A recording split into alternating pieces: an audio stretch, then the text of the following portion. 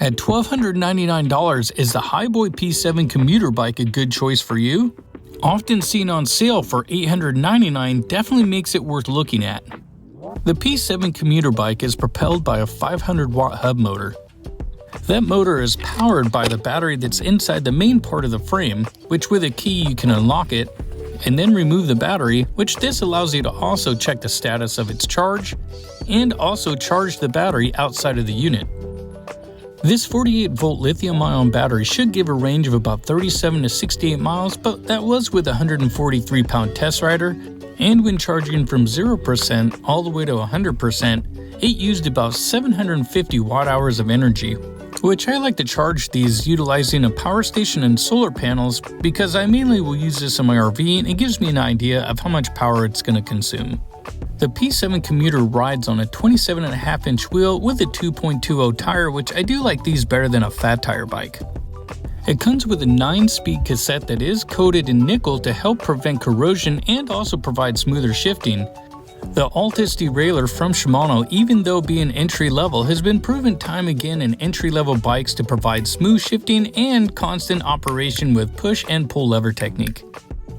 The multi-function LCD display shows plenty of information, like your battery status, miles per hour, total miles on the bike, also what mode you're in as far as pedal assist, and will take you through all the functions as far as your trip meter, battery voltage, and also elapsed time of when you're riding or at least when you happen to turn on the unit.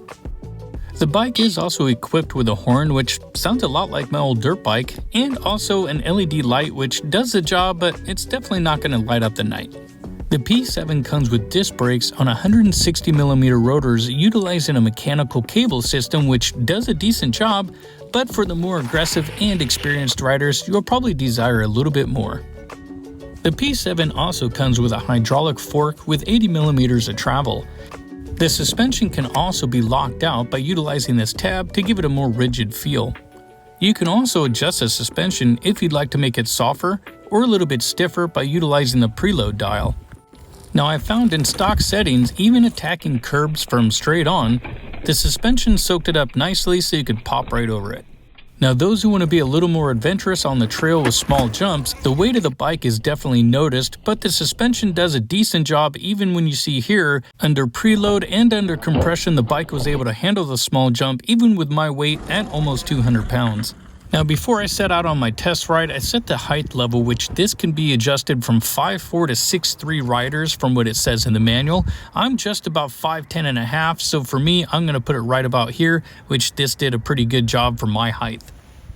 Okay, so I charged the bike up to 100% and we're going to see how far it'll go with me being about 205 pounds with my gear versus their rider at 143 pounds. And I'm going to put it on pedal assist number 5 and also use a twist throttle a lot. That way we can just kind of get an idea if you're, well, kind of being lazy and you want to use the throttle all the time. We'll see how far we get.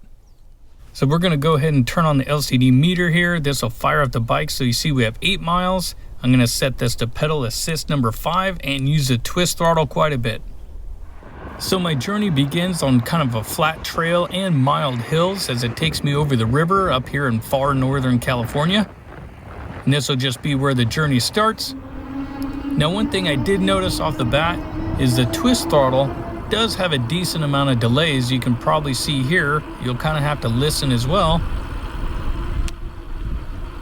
Now this is more of a safety thing. As you can see, it kind of rolls on after a couple seconds. But as a more experienced rider, I wouldn't mind having it a little bit more sensitive. And up and over the Sundial Bridge, which happens to have a glass walkway all the way across. Now as far as tackling hills, it actually does a pretty good job, and the gear set is actually not bad as far as the stock gearing that they put on this bike. And I managed to go through the gear shifts several times just to see how it would do as far as maintaining consistency and also how well the smooth shifting actually applies to what they advertise. Overall, it does a pretty darn good job, at least for the several miles that I rode it so far.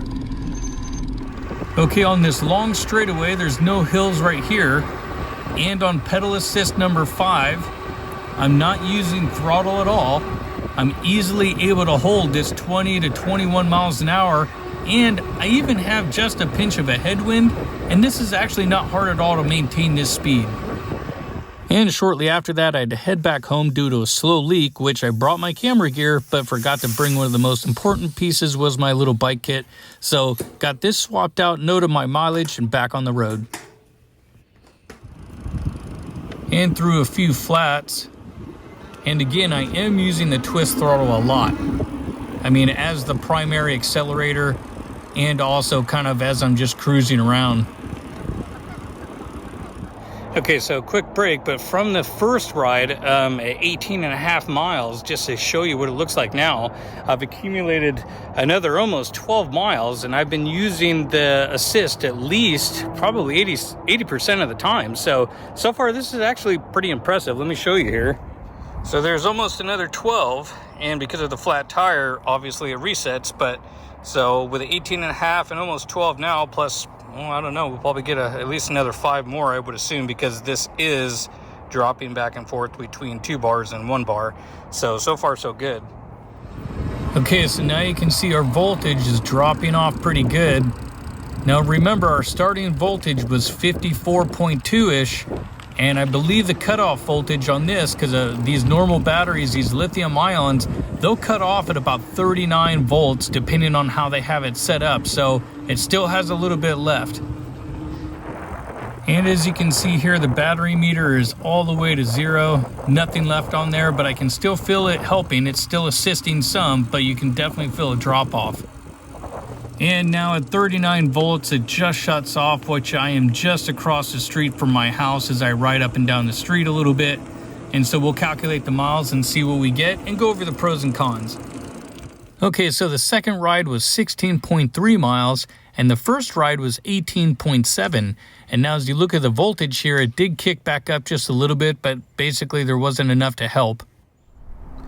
All right, cons for the bike. Now, again, this is me just being nitpicky, but for the beginner novice guys or just the regular commuter, it's actually a great bike. The only things I really can pick apart on is I wouldn't mind seeing maybe a little bit beefier fork setup, but that's gonna be for mainly your trail rides. Anything street, that's gonna be fine. The brakes, I wouldn't mind seeing those updated to something maybe a little bit better. Maybe a taller rotor would actually help. You wouldn't have to necessarily go to hydraulic. That way that could ease the maintenance and also keep the cost lower. The seat is fine, but you will want to set up bike shorts if you are going on those longer rides. And if you do happen to commute this a lot, maybe in weather, you may want some of those fenders that go on there and maybe even a light. Because the LCD screen already has a brake functionality in it, so you would think that would be something they maybe could add, being that it is a commuter model. Now, as far as the pros go, the 500 watt motor and the 48 volt battery did a good job rolling me around at 205 pounds with gear and getting a full 35 miles out of this compared to their test rider, which was 143 pounds. So overall, I mean, if you can pick this bike up for $899 on that sale price, that really does make this a best buy. Let me know what you guys think about this bike down in the comments below, and I hope to see you next time.